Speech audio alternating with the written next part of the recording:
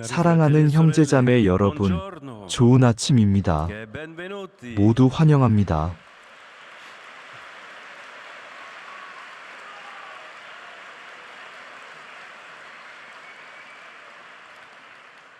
우리는 제2차 바티칸 공의회를 주제로 한 교리 교육의 여정을 시작했습니다. 오늘은 하느님의 계시에 대해 말하는 교회 헌장, 하느님의 말씀을 함께 깊이 살펴보려 합니다. 이 문헌은 공의회 문서 가운데서도 가장 아름답고 또 가장 중요한 가르침 가운데 하나이며, 이를 더 깊이 이해하도록 예수님의 말씀이 우리를 이끌어줍니다. 나는 너희를 더 이상 종이라고 부르지 않는다. 종은 주인이 하는 일을 모르기 때문이다. 나는 너희를 친구라고 불렀다. 내가 내 아버지에게서 들은 것을 너희에게 모두 알려주었기 때문이다. 이 말씀은 우리 그리스도교 신앙의 핵심이며, 하느님의 말씀은 이를 우리에게 다시 일깨워 줍니다. 그리스도께서는 인간과 하느님의 관계를 근본부터 새롭게 바꾸십니다. 이제 그 관계는 두려움이 아닌 친교의 관계가 됩니다. 그리고 이 새 계약의 중심에는 사랑이 있습니다. 성 아우구스티노 성인은 이 요한 복음의 말씀을 풀이하며, 전능하신 하느님의 은총만이 사람이 되신 외아드님을 통해서 우리를 하느님과 깊은 관계로 이끌 수 있다고 강조합니다. 사실 옛 교회의 지혜는 이렇게 말합니다. 우정은 이미 같은 이들을 만나게 하거나 서로 다른 이들을 만나더라도 마침내 그들을 서로 닮아가게 만든다. 우리는 하느님과 같지 않습니다. 그러나 하느님께서는 아드님 안에서 우리를 닮게 하십니다. 그래서 우리는 성경 전체를 통해 한 가지 사실을 분명히 보게 됩니다. 계약 안에는 하느님과 인간 사이에 분명한 차이가 존재합니다. 하느님은 하느님이시고 우리는 피조물이기 때문입니다.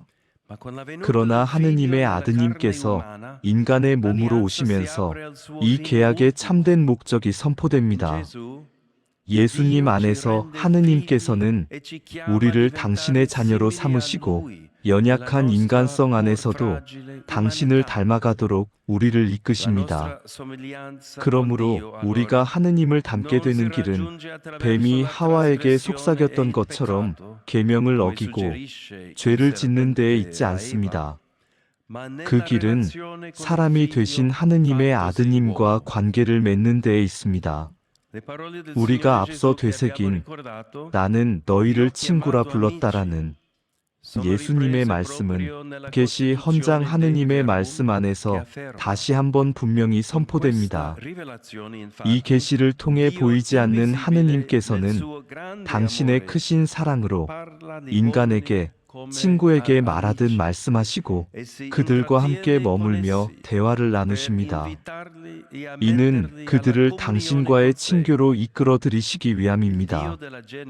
창세기에 하느님께서는 이미 첫 인간들과 함께 머무르시며 그들과 대화를 나누고 계셨습니다. 그리고 죄로 말미암아 이 대화가 끊어졌을 때에도 창조주께서는 당신의 피조물들을 향한 발걸음을 멈추지 않으셨고 때마다 새롭게 계약을 맺으셨습니다. 그리스도교 계시 안에서 곧 하느님께서 우리를 찾아오시기 위해 당신의 아드님 안에서 사람이 되셨을 때 한때 끊어졌던 이 대화는 마침내 완전히 회복됩니다. 이 계약은 새롭고도 영원하며 그 무엇도 우리를 하느님의 사랑에서 갈라놓을 수 없습니다.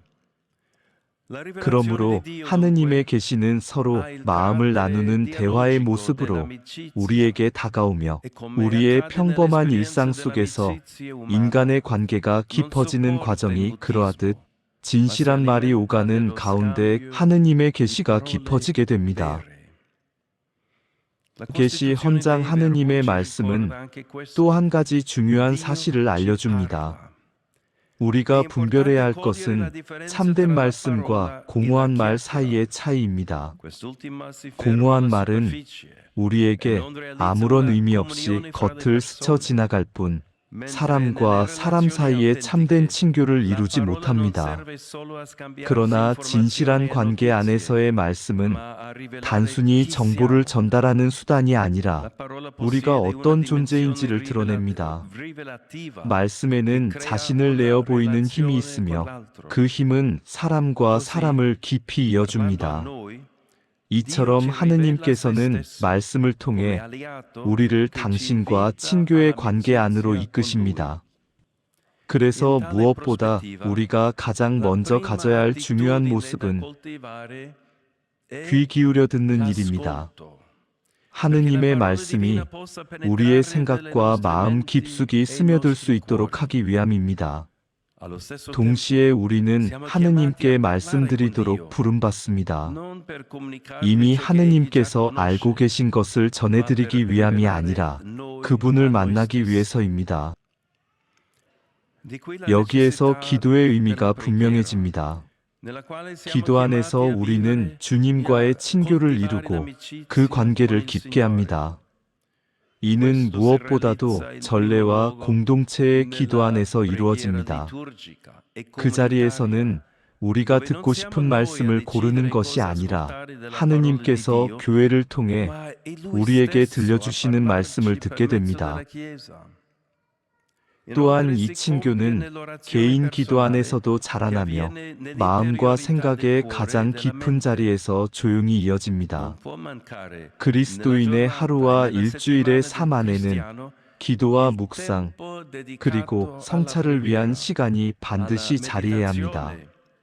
기도로 주님과 먼저 대화를 나눌 수 있어야만 비로소 우리는 주님을 증언할 수 있습니다. 우리는 경험을 통해 주님과의 관계가 끝날 수도 있음을 알고 있습니다.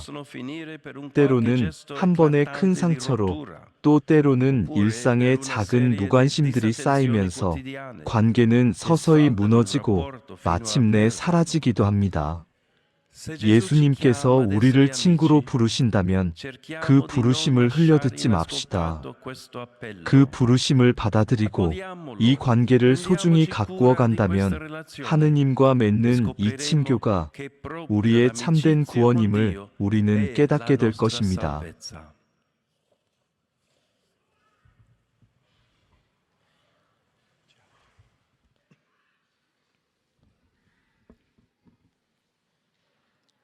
Très Saint-Père, les fidèles de langue française sont heureux